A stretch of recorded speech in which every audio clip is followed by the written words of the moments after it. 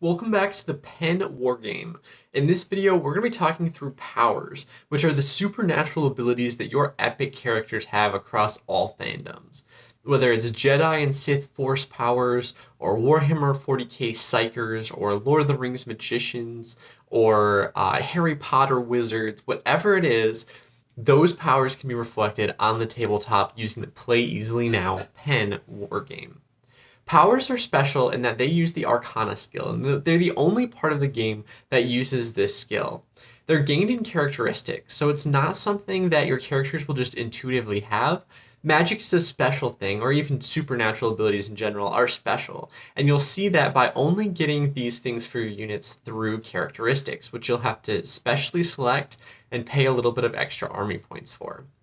These powers do use an action on your turn, so when your unit activates, they'll have to intentionally spend one of their actions to activate whatever power it is that they've chosen or that you've chosen for them.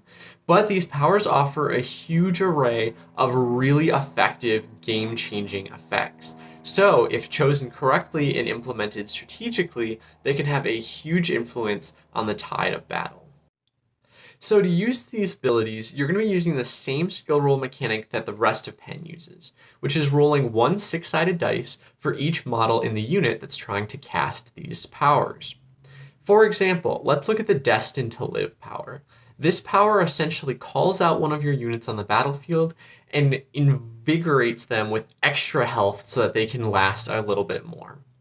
The Arcana roll for this is a 9. So unlike other skill rolls or characteristics in the game where you just need a flat 7 to succeed, Arcana is a little bit different because depending on the power that you're trying to cast, you might need a higher or a lower roll.